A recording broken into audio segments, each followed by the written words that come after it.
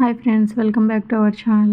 ఈరోజు వీడియో ఏంటంటే చల్లమిరపకాయలు మేము ఏ విధంగా వేసుకుంటామనేది మీతో షేర్ చేసుకుందామని వీడియో షేర్ చేసుకుంటున్నా. దీనికైతే ముందుగా జీలకర్ర, వాము ఒక 2 టేబుల్ స్పూన్స్ తీసుకొని 2 టేబుల్ స్పూన్ జీలకర్ర, 2 టేబుల్ స్పూన్ వాము మిక్సీ పట్టేసి 2 టేబుల్ స్పూన్స్ ధనియా పౌడర్, తగినంత టేస్ట్కి సరిపడినంత ఉప్పు, కల్లుప్పు మిక్సీ పట్టేసిన ఫ్రెండ్స్.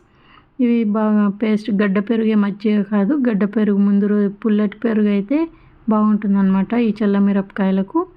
ఇంకా అందులో నిమ్మరసం వేసుకొని ఒక పేస్ట్ లాగా చేసుకోండి, పేస్ట్ లాగా పెట్టేసుకొని ఇంకా పచ్చిమిర్చి అయితే మేము 1/2 కిలో తీసుకున్నాం ఫ్రెండ్స్. మధ్యలో ఇలా ఘాట్లు పెట్టేసుకోవాలి, బజ్జి మిర్చికి ఎలా చేసుకుంటామో అలా చేసుకొని దాంట్లో ఈ పేస్ట్ స్టఫ్ చేయడమే, దాంట్లో కూర వేసుకుంటే సరిపోతుంది.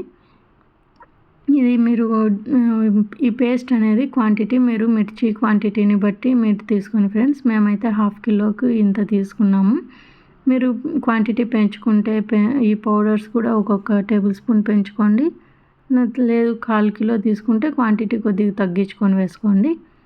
ఉప్పు మాత్రం కొద్దిగా ఎక్కువే వేయండి. సాల్ట్ కంటే కల్లు ఉప్పు వేసే, రాళ్ళ ఉప్పు వేస్తే బాగుంటుందన్నమాట. ఇంకా ఇలా మొత్తం స్టఫ్ చేసేసుకొని ఒక 2 to 3 డేస్ అలానే మూత పెట్టేసి పక్కన పెట్టేయడమే.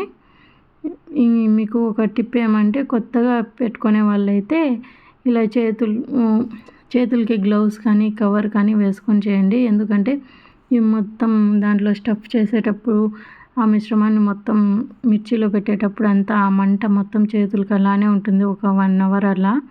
అందుకని కొత్తగా పెట్టుకునే వాళ్ళైతే కవర్ కానీ గ్లౌస్ కానీ వేసుకోండి. నిమ్మరసం వేసుకున్న తర్వాత ఒక 2 to 3 డేస్ మూత పెట్టేసి పక్కన పెట్టేయండి. ఏం కదపన అవసరం లేదు.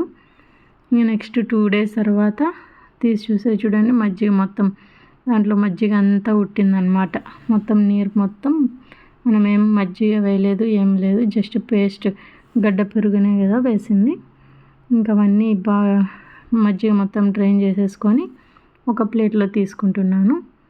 మామూలుగా అయితే కాంపౌండ్ పెద్దగా ఉండే వాళ్ళైతే పాలిథిన్ కవర్, మందంపాటి పాలిథిన్ కవర్ మీద వేసేసుకొని ఎండలో ఆరనిసి చేస్తే సరిపోతుంది. ఒక 4 to 5 డేస్ ఆరనిస్తే బాగా మనకు చల్లమిరపకాయలు రెడీ అయిపోతాయి. ఇలా ఒక 4 to 5 డేస్ బాగా ఎండలో ఆరనిచ్చిన అనమాట. ఆరనిచ్చిన తర్వాత ఇంకా మనకు చల్లమిరపకాయలు బాగా పలపలామని బాగా ఎండిపోతాయి. ఇంకా మనకి ఇది అవసరం లేదు, పారేయడమే. చూసారా, ఒక 4 to 5 డేస్ ఎండించిన తర్వాత బాగా పలపలా అని బాగా టెక్స్చర్ కరెక్ట్గా బాగా ఎండిపోయినాయి.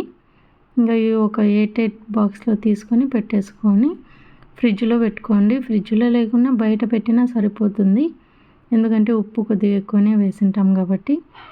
ఈ నూనెలో వేయించుకొని అన్నం పప్పులోకి నంచుకొని తింటే, మజ్జిగ అన్నంలో నంచుకొని తింటే సూపర్ టేస్ట్ అయితే అదిరిపోతుంది.